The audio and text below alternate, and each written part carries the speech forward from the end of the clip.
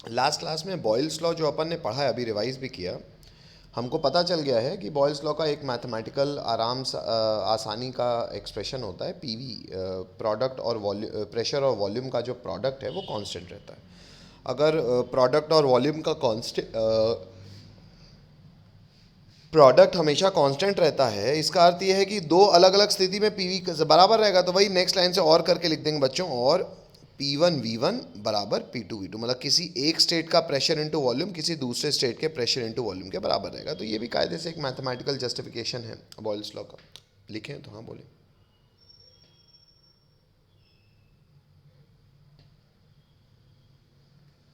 Yes. चलो आगे बढ़े बच्चों। Yes sir. नेक्स्ट, यहाँ से बेटा हमारा पहला यानी कि बॉयल्स लॉ, बेटा बॉयल्स लॉ को क्या डाला आपने, बड़ा वन कि capital A? A, capital A.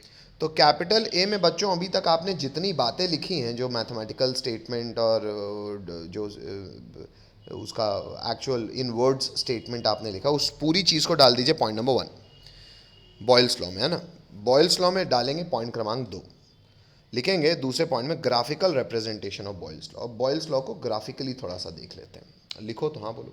पहले लिखने के पहले थोड़ा सा कोशिश करिए समझने का। सामने देखो बच्चों, सर ये स्टैटिस्टिकल लॉ है जिसमें नंबर ऑफ मोल्स और टेम्परेचर को कांस्टेंट रखते हुए प्रेशर और वॉल्यूम में रिलेशनशिप देखा गया कि कौन घट रहा है कौन बढ़ रहा है।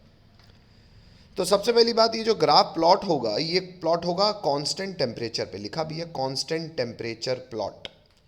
अब बेटा कभी भी कोई ग्राफ अगर टेम्परेचर को कांस्टेंट रखते हुए बनाया जाए तो इसे साइंस की भाषा में हम आइसोथर्म कहते हैं।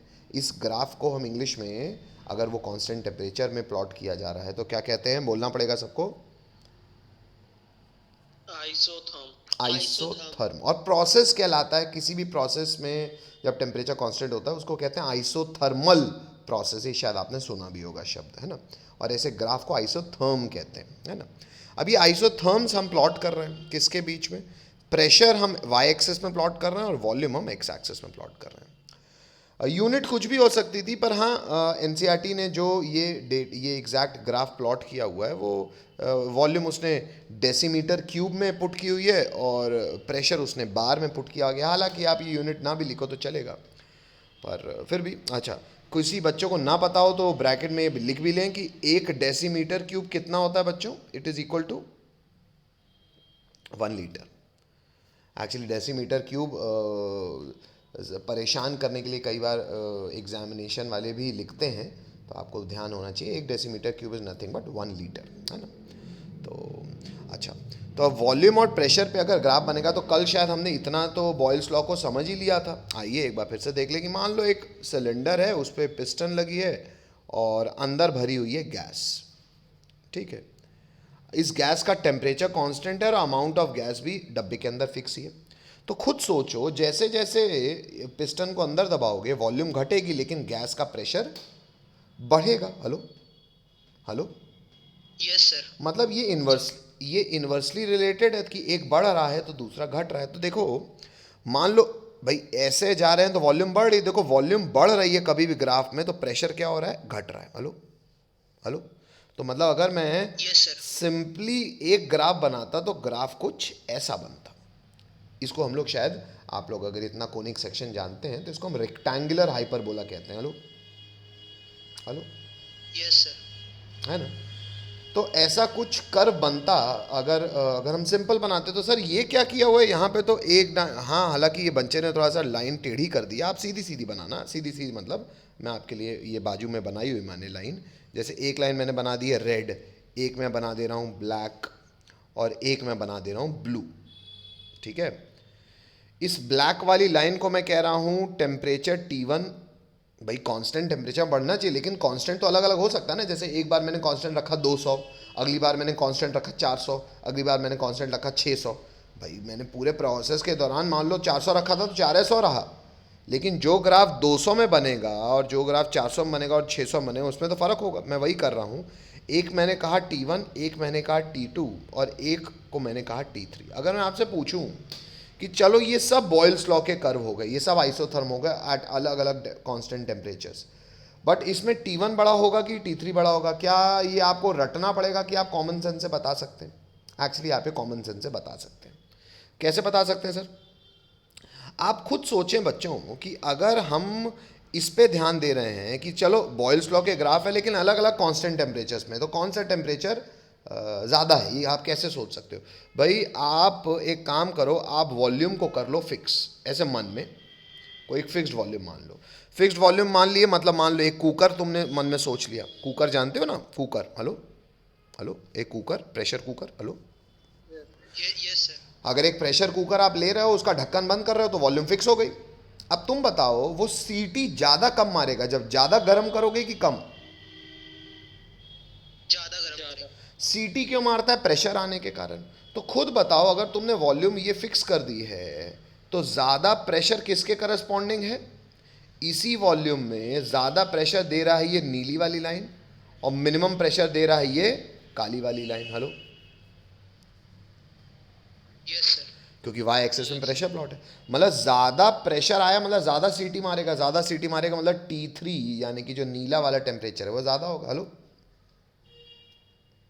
Yes sir. यही शायद इस ग्राफ में मैंने आपको सीधे प्लॉट किया हुआ है इस बच्चे ने, कि वाई एक्सेस में प्रेशर है, एक्सेस में वॉल्यूम है। आइसोथर्म बनता तो ऐसा रेक्टेंगुलर हाइपरबोला ही है, पर ये कांस्टेंट टेम्परेचर में होता है, हो सकता है कांस्टेंट टेम्परेचर T1 हो, T2 हो, T3 हो।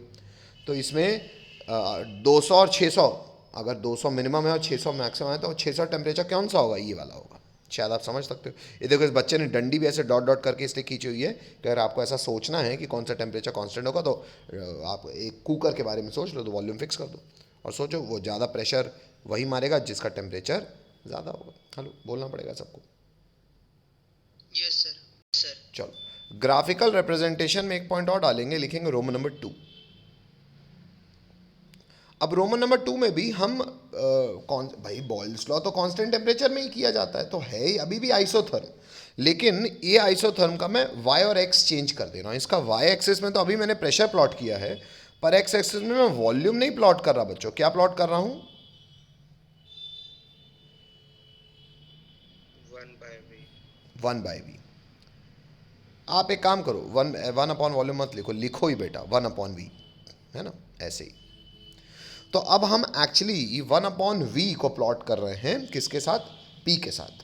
तो क्या आपको इतनी मैथ्स का जानकारी या ज्ञान है? आइए देख लेते हैं। हमको पता है बॉयल्स लॉ क्या फॉलो करता है, पी वी बराबर कॉन्स्टेंट, मतलब p बराबर हो गया k/v, यानी कि p is equal to k into 1/v। तो बच्चों अगर आप इसको ऑब्जर्व करो, अगर मैं p की जगह मान रहा हूँ, p को मान रहा हूँ y एक्सेस की जगह, इसको आप ब्रैकेट में ही लिख लेना, इस बच्चे ने ब्रैकेट में ही लिखा हुआ है, पर p को आप क्या मान लो बेटा? y, और 1/v को क्या मान लो बच्चों? x। तो y is equal to mx किसका ग्राफ होता है? Straight line. क्या, कौन सी straight line? Passing through origin. Hello, और ये m जो हो गया स्लोप, वो यहाँ कांस्टेंट k है। हेलो, तो क्या ये ग्राफ सोचना कि सर एक स्ट्रेट लाइन होगी पासिंग थ्रू ओरिजिन आपके लिए कोई दिक्कत है? नहीं, लेकिन दिक्कत है मैं क्रिएट कर रहा हूँ। भाई कांस्टेंट टेम्परेचर में होता है बॉयल्स लॉ, लेकिन मैंने एक स्ट्रेट लाइन ये ओरिजिन से पास की, एक ये की, एक ये किया, फिर 3 अलग अलग, हाँ कांस्टेंट टेम्परेचर में, लेकिन कांस्टेंट यहाँ पे T1 है, यहाँ पे T2 है, यहाँ पे T3। मैं फिर से आप पे पूछ रहा हूँ कि कौन सा टेम्परेचर ज़्यादा, तो फिर मन में क्या सोचोगे? कुकर। क्या सोचोगे? कुकर। कुकर का वॉल्यूम क्या होता है? Fix. Hello, yes sir. Yes sir. किस टेम्परेचर के अगेंस्ट ज़्यादा प्रेशर आएगा? T3। हेलो, क्योंकि ज़्यादा सीटी तब मारेगा जब ज़्यादा गर्माओगे। तो फिलहाल यहाँ पे कौन सबसे बड़ा है? T3 ग्रेटर देन T2 दे ग्रेटर देन T1। हेलो, बौर आ गए कि समझ गए? Yes sir. बस हो गया, छाप दो और क्या है कि फिजिक्स और केमिस्ट्री में बेटा पॉजिटिव नेगेटिव का हमेशा आपको फ़र्क मिलेगा। अब क्यों, उसका मैं आपको रीज़न बता दूं। इसलिए कभी भी फिजिक्स से रिलेटेड कुछ भी बातें हो तो कहो सर इसको फिजिक्स का फिजिक्स में क्लियर करिए, क्योंकि दोनों का साइन कन्वेंशन का फ़र्क है। क्यों फ़र्क है? आइए, हालांकि इसको थर्मोडायनेमिक्स से हम और अच्छे से देखेंगे, पर मैं तो फिर भी आपको एक इम्प्रेशन ज़रूर दे दूँ।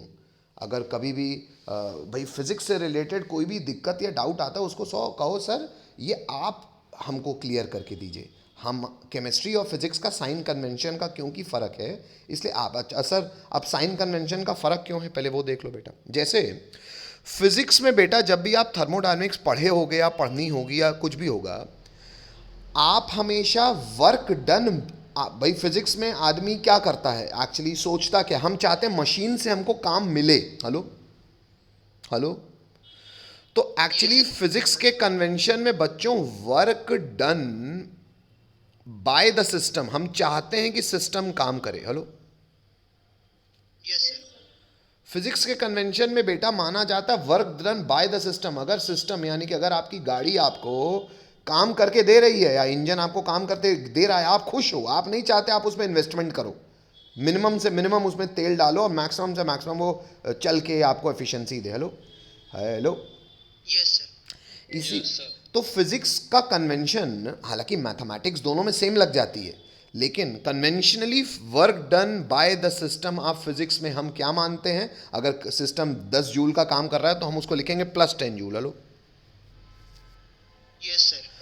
और वही बेटा अगर मैं केमिस्ट्री की बात करूं तो हम कोई भी केमिकल रिएक्शन मान लो किसी टेस्ट ट्यूब में करा रहे हैं, हम चाहते हैं हम इसमें जो डालें जो ऐड करें ठीक है, वो अपना रिएक्शन करके हमको बता दे, ये टेस्ट ट्यूब हमारे पे काम ना कर देगा, वरना टेस्ट ट्यूब काम करेगी हाथ पांव नाक कान गला जल जाएगा। Hello hello, yes sir. क्योंकि टेस्ट ट्यूब ने अगर हमारे ऊपर उछल दिया तो क्या पता मुंह जल जाए। Hello, yes sir. हालांकि एक मजाक की बात है, पर एक बात ये बिल्कुल थर्मोडायनेमिकली सच्चाई है, केमिस्ट्री का कन्वेंशन यानी कि आईयूपीएसी कन्वेंशन के हिसाब से थर्मोडायनेमिकली हम मानते हैं work done on the system, हम सिस्टम पे काम करें, हम उसको क्या मानते हैं, पॉजिटिव। तो ये साइन का हमेशा बेटा फिजिक्स मैथ्स में फर्क, फिजिक्स और केमिस्ट्री, हाँ अगर मैं आपको अभी थर्मोडायनेमिक्स पढ़ाऊंगा तो दिखा भी दूंगा, मैथमेटिक्स कभी किसी का साथ नहीं, सबके लिए न्यूट्रल है।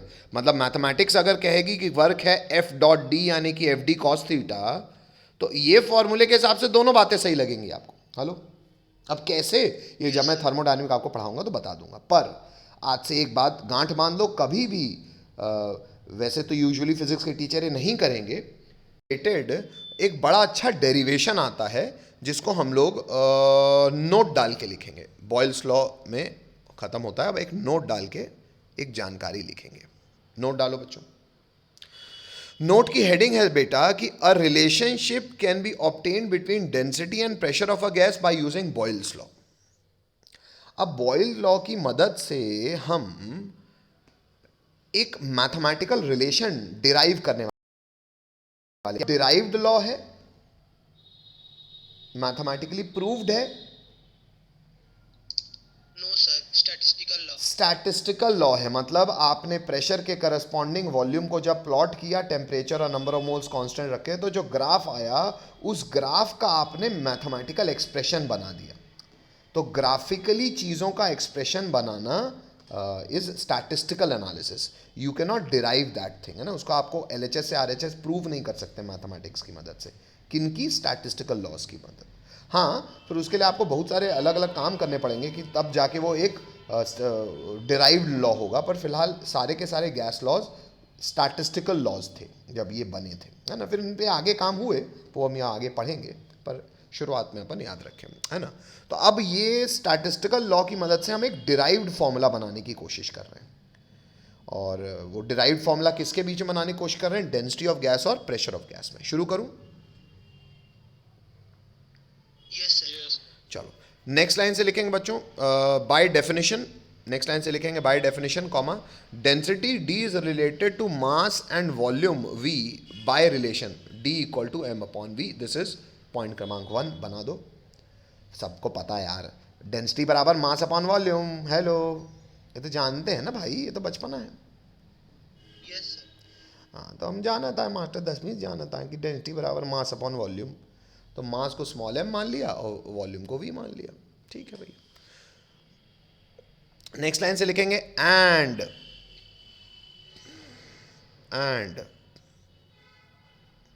अकॉर्डिंग टू बॉयल्स लॉ से क्या जानते हो, पीवी बराबर कांस्टेंट, पीवी बराबर के, ये जानते हो बॉयल्स लॉ से,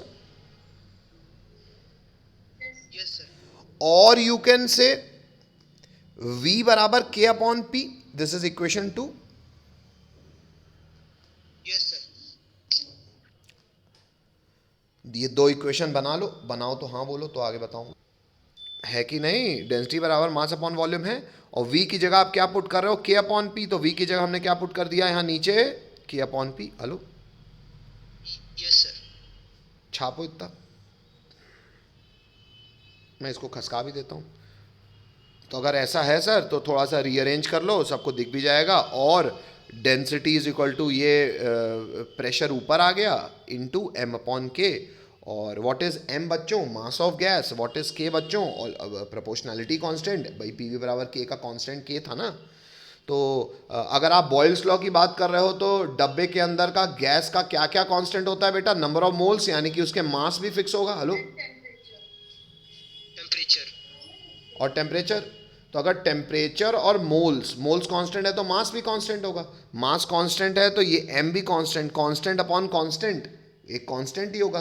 तो इस चीज को मैंने प्रोपोर्शनैलिटी के साइन से चेंज कर दिया. हेलो, तो क्या ये हमने मैथमेटिकली सिद्ध नहीं कर लिया कि बॉयल्स लॉ के केस में, यानी कि कभी भी आप गैस का टेम्परेचर और अमाउंट कांस्टेंट लोगे तो जितना ज़्यादा प्रेशर लोगे गैस की उतनी ही ज़्यादा डेंसिटी होगी. आ गया? Density is directly proportional to pressure. Hello, Yes, sir. लेकिन ये कब आया? जब टेम्परेचर और moles of gas constant. Constant रखे थे. मतलब बॉयल्स लॉ की कंडीशन में density will be proportional to pressure. चलो छापो तो हाँ बोलो. सवाल है, एग्जाम्पल करके लिखेगा. A balloon is filled with hydrogen at room temperature, full stop. It will burst, वो फूट जाएगा, इफ प्रेशर एक्सीड 0.2 बार. एक फुग्गा है, उसमें हाइड्रोजन गैस हमने रूम टेम्परेचर पे भरी है. रूम टेम्परेचर मतलब शायद आप खुद गौर कर, मैं अभी कुछ नहीं कह रहा, अभी मैं सिर्फ इंग्लिश बता रहा हूँ. वो फूट जाएगा जब प्रेशर 0.2 बार से बढ़ गया. If at 1 bar pressure the gas occupied 2.27 liter volume, comma, up to what volume can the balloon be expanded? Can the balloon be expanded? अब बेटा ये वर्ड प्रॉब्लम है, कायदे से सवाल तो बहुत हल्का है, लेकिन सर फिर भी क्यों इतनी ईमानदारी से लिखवा रहे हो? बेटा एनसीईआरटी का सवाल है, और एनसीईआरटी का सवाल हम जरूर लिखते हैं.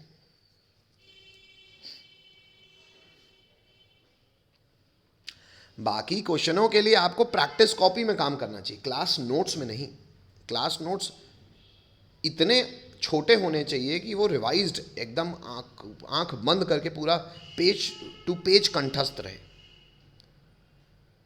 हाँ, इसके हिसाब से प्रैक्टिस आपको जितने सवाल करने हैं, 100, 200, 400, लेकिन वो प्रैक्टिस क्वेश्चन कहलाएंगे, और वो फेयर नहीं, प्रैक्टिस कॉपी में होने चाहिए, ताकि आपका रिविजन सरल हो सके.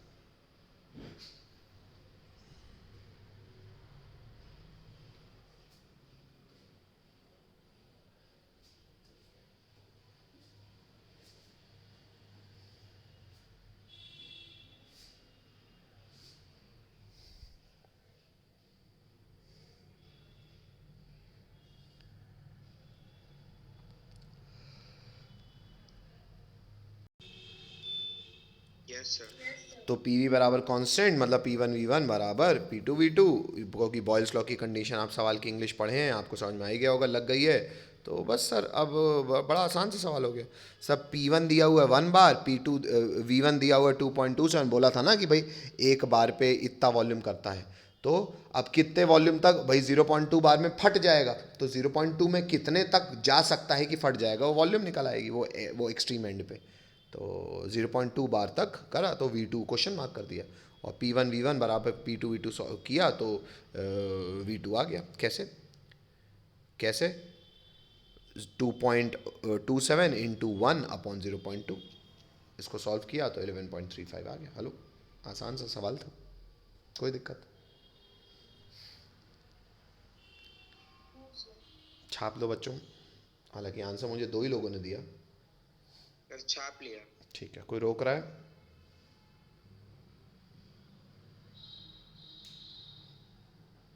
भाई स्पीड भी मैटर करती है ना यार, आसान सा सवाल था तो फटाफट आंसर आना चाहिए।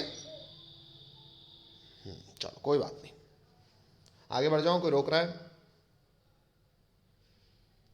नहीं रोक रहा। चलो बच्चों, नेक्स्ट स्टैटिस्टिकल लॉज जो गैस लॉज हैं उसमें लिखते हैं लॉ क्रमांक कैपिटल बी, और दूसरा लॉ है बेटा चार्ल्स लॉ। चार्ल्स लॉ के ब्रैकेट में लिखेंगे टेम्परेचर वॉल्यूम रिलेशनशिप, मतलब गैस के टेम्परेचर और वॉल्यूम के रिलेशनशिप के बीच में रिलेशनशिप बताता है कौन? Charles law. आइए इस स्टैटिस्टिकल लॉ को देखें। चार्ल्स लॉ में बच्चों सबसे पहला पॉइंट लिखेंगे इसका स्टेटमेंट, तो लिखेंगे द लॉ स्टेट्स दैट, ऐसे कॉलन लगा के आगे करेंगे। चलो इतना हो गया, हटा दूं, खींचूं नीचे।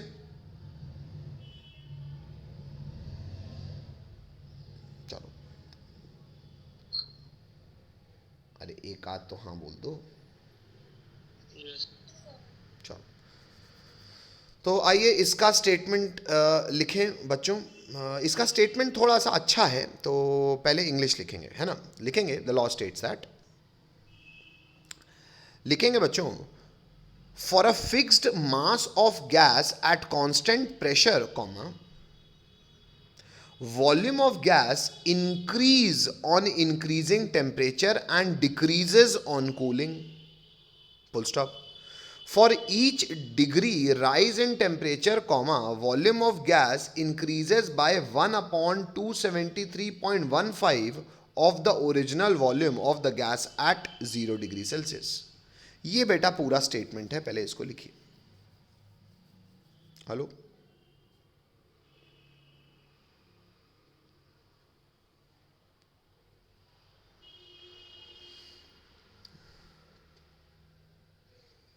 हेलो,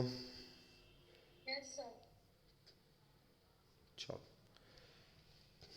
सर ये तो बहुत तेज, बहुत सारी इंग्लिश हो गई यार। लिखो, मैं समझा रहा हूं क्या लिखा है, पहले लिखो तो हाँ।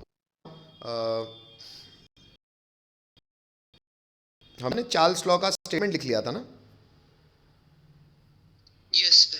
चलो अब चार्ल्स लॉ का सब स्टेटमेंट लिखा ही लिखा है, समझ में तो कुछ नहीं आया सर। आइए उसको पहले थोड़ा सा और लिखाई पूरी कर दें। नेक्स्ट लाइन से लिखेंगे बच्चों, if volume of the gas at 0 degree Celsius and T degree Celsius are V0 and VT respectively, if volume of the gas at 0 degree Celsius and small t degree Celsius are V0, V0 and VT respectively, comma, then पहले यहां तक लिखो और यहां तक लिख के रुक जाना।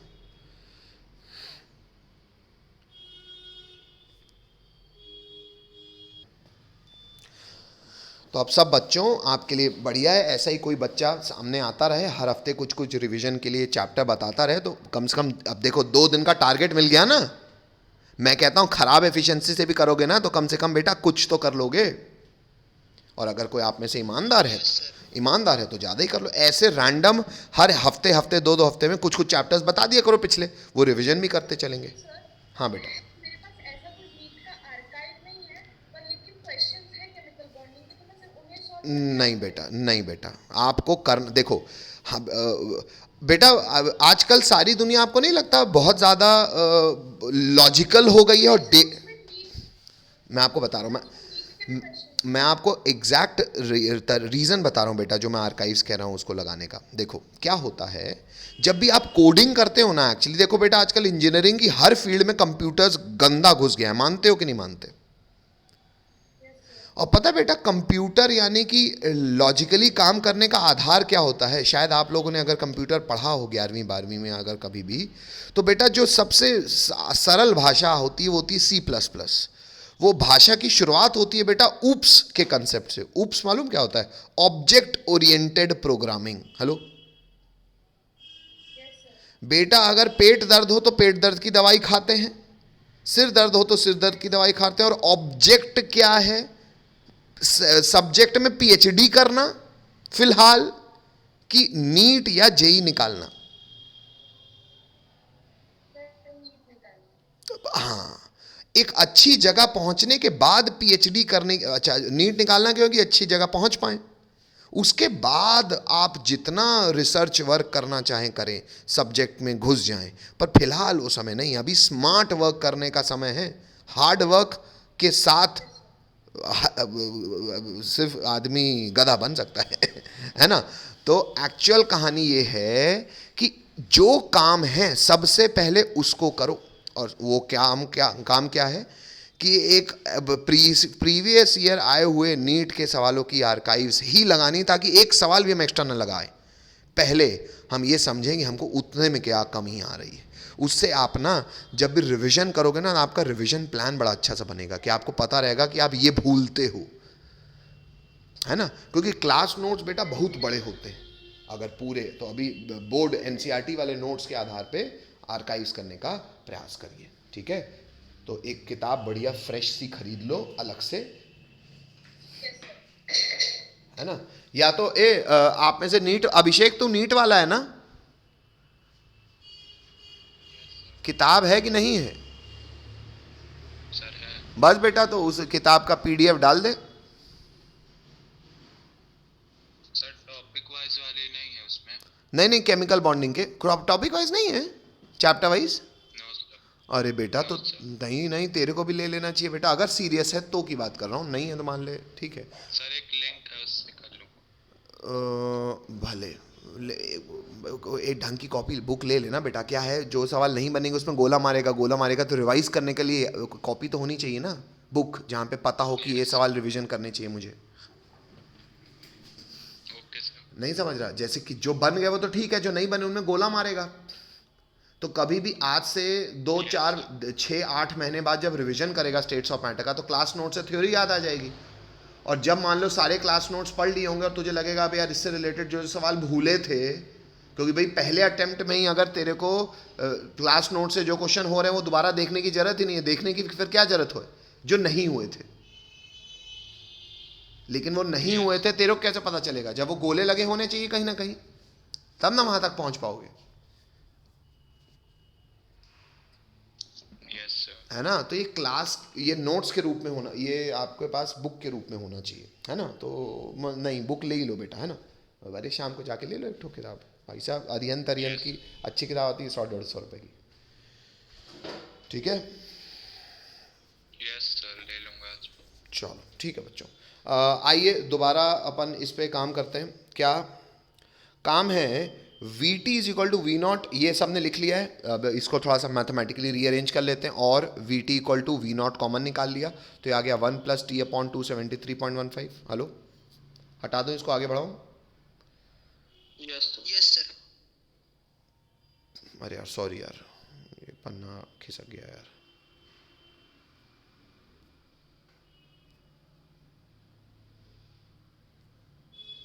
हाँ बेटा यहाँ पे आते हैं। तो V T is equal to V naught common निकाल लिया, ये आ गया, और V T is equal to V naught, यहाँ एलसीएम ले लिया 273.15 का, तो ऊपर आ गया टी 273.15 प्लस टी। अब एक्चुअली जो बेटा ये कैल्विन टेम्परेचर और एब्सोल्यूट स्केल बनी है ना, उसकी शुरुआत मोर और लेस यहीं से हुई थी। आप खुद देखो ऊपर न्यूमरेटर में क्या है बेटा, T which is in degree Celsius plus 273.15। Hello, yes sir. नीचे क्या है 273.15 केवल। Hello, yes sir. तो नेक्स्ट लाइन से हम लिख रहे हैं कैल्विन टेम्परेचर स्केल और absolute temperature scale capital T में ये जो टी है, ये टी किसके बराबर होता है बच्चों? पता ही है सबको किसके बराबर होता है बच्चों?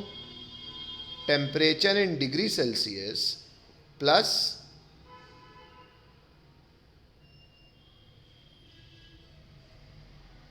पता है ना 273.15 की नहीं मालूम है? यस सर पता है सर। हाँ, 9वीं पास हो तो पता होना ही चाहिए।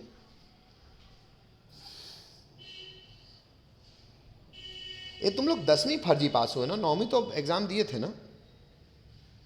Yes sir. चलो ठीक है।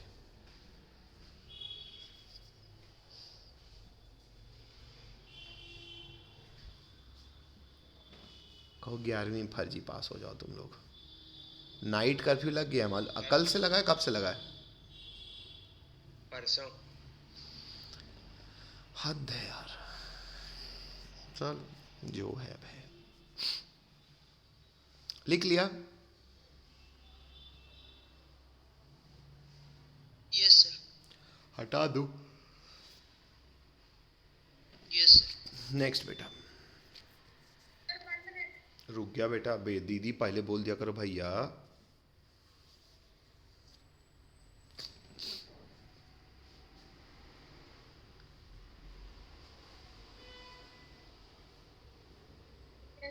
चलो अब आगे बढ़ जाऊं? Yes sir. चलो भैया नेक्स्ट। तो अगर आपने ऐसा लिख लिया तो नेक्स्ट लाइन से करके लिखेंगे, और V T is equal to V naught, ऊपर आ गया कैपिटल टी और नीचे आ गया टी जीरो। टी जीरो मतलब Kelvin temperature of 0 degree Celsius, it will be 0 plus 273.15। तो नीचे टी लिख सकते हैं, टी नॉट या टी जीरो, और ब्रैकेट में फिर से लिख लीजिएगा T is equal to degree Celsius का टेम्परेचर प्लस 273.15, है ना। और करके नेक्स्ट लाइन से लिखेंगे, ये वी नॉट को इधर ले आया मैं, तो V T upon V naught is equal to T upon T naught. और यहां से बेटा वो देसी बात आती है, क्या कि sir volume at temperature T degree Celsius equal to Kelvin temperature, और volume at 0 degree Celsius is equal to temperature of 0 degree Celsius in Kelvin scale, है ना। तो यहां से आ जाता है, लिखेंगे नेक्स्ट लाइन से, और volume of gas is directly proportional to कौन सा टेम्परेचर? बड़ा टी। अब बड़ा टी क्या कहलाता है? Degree Celsius plus 273.15। अरे भाई आसानी से बोलना, बड़ा टी क्या कहलाता है? Kelvin temperature. Hello. Yes sir. और यही हमको एक ऊपर का देखो स्टेटमेंट चार्ल्स लॉ का कितना गंदा, इतनी सारी इंग्लिश का था, यहां से चार्ल्स लॉ का एक ऑल्टरनेट स्टेटमेंट आ जाता है, सरल सा। लेकिन वो सरल सा स्टेटमेंट हमने केवल लिखा नहीं, वो सरल के से स्टेटमेंट तक हम मैथमेटिकली पहुंचे, जिसके लिए हमने एक और स्केल डिफाइन की, जैसे हम कहते हैं एब्सोल्यूट स्केल या कैल्विन स्केल। चलो इतना लिख लिया, आगे बढ़ूं? कोई रोक नहीं रहा है। नेक्स्ट लाइन से लिखेंगे बच्चों, other statement for Charles law. ऐसे स्टार मार्क बार बार मत लगा देना बच्चों, ये बच्चे ने थोड़ा सा गड़बड़ काम किया हुआ है, अपना मार्क वही रहेगा ना, बिना बस नेक्स्ट लाइन से लिखते जाएंगे ना। तो other statement for Charles law क्या है? Charles law also states that pressure remaining constant, comma the volume of a fixed mass of gas is directly proportional to its कौन सा टेम्परेचर? Absolute temperature. अब देखो कितने अच्छे से इस बच्ची ने, बेटा देख रहे हो, green, red, black, blue, hello. अब सोचो इस बच्ची को नोट्स कितने अच्छे से याद होंगे। जितने साफ सुंदर नोट्स उतनी साफ सुंदर याददाश्त।